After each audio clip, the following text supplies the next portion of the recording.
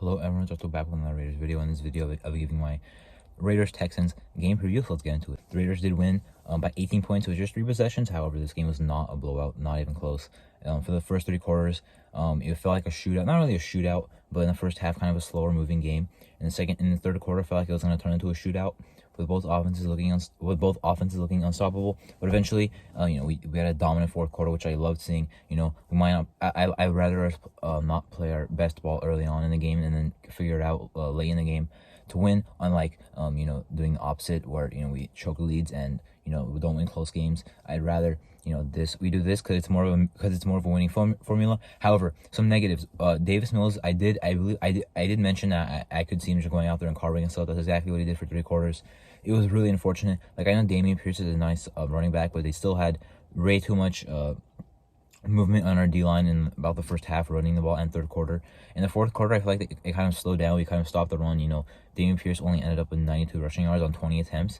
So the run defense didn't look as bad, once the game ended, but we're definitely getting shredded earlier. Anthony Everett looks not very good at all. It is his first week back, but I don't think he's very good anyway. He's not, going to be very good in zone. He gave up a touchdown in zone. Merrick, also, who was on that play, who you could say gave up the touchdown, has also not looked good. Man coverage on tight ends, they tried it again this week. He got beat twice by Jordan Akins. Definitely don't like to see that. I thought he'd take a huge leap. He's very talented. A lot of great plays at TCU, but in college when he was at TCU, but not really doing it for us. As for pressure, we only got 1 sack. When Davis Mills was covering us up, we got no pressure. He was able to completely dominate us when we blitzed. I believe he had 2 passing touchdowns while we were blitzing, at least one of them, or at least some big plays. We were getting carved up, no pressure, and then eventually the pressure started to get closer. We did only get 1 sack, but at least we did get some pressure in the second half. Chandler Jones and Cleveland Farrell combining for half a sack. I guess that's Chandler Jones' first as a Raider. Cleveland Farrell first of the season. Maybe he doesn't get traded. We will see. But the defensive line can still play better. Bilal Nichols is still not even close to what we signed. He's not performing like what we signed. For the good offensively, Josh Jacobs dominated in the first half. He had a nice game. So at that point, but in the second half he really took off. He ended with about 7.2 yards a carry. That's just amazing for like 20 carries, 143 yards, 3 touchdowns. The red zone offense is getting going. But, I still can't really trust us to pass in the red zone. I know we had a Matt Hollins touchdown passing, but that was kind of out of the red zone.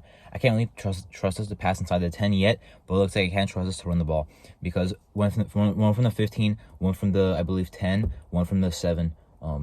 Actually, no, 4-yarder, 4-yarder, 10-yarder, and 15-yarder. Or I'm sorry, I think it was a 7-yarder. So 4, 7, and 15. Regardless, we can run in the red zone. That's great to see. We won this game because our red zone offense and defense stepped up.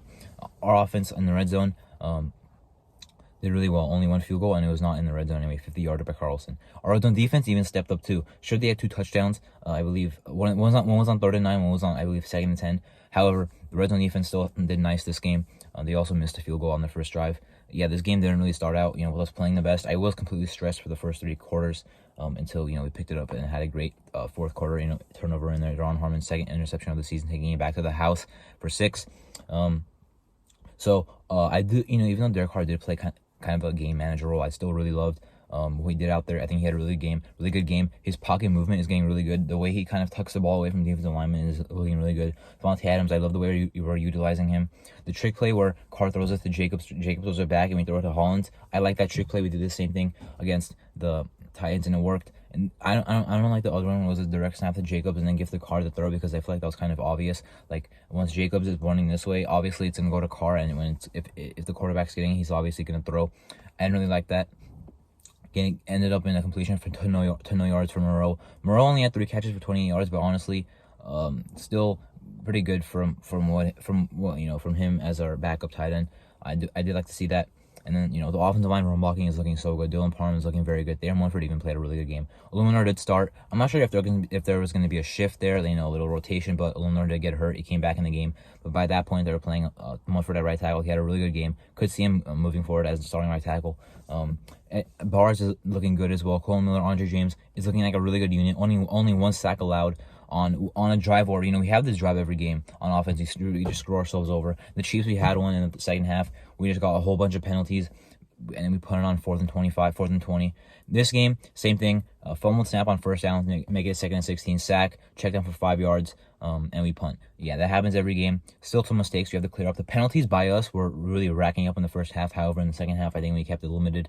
And the Texans, I think maybe had less penalties and less penalty yards, but they had some crucial penalties. They were going to go for it on 4th and 1, penalty, back them up, and then we had a 4th and 1, we were going to go for it, and then they had a penalty giving us the automatic first down, which really helped as well. So overall, probably, I'm not going to say a dominant performance, but when we were dominating in the fourth quarter specifically, the whole team looked dominant. But besides that, we were kind of playing a little rough against the Texans. Not good to see, even though they are kind of a hard, a gritty team, let's just say. With Lovie Smith, whose defense did not look that good this game, but their offense did.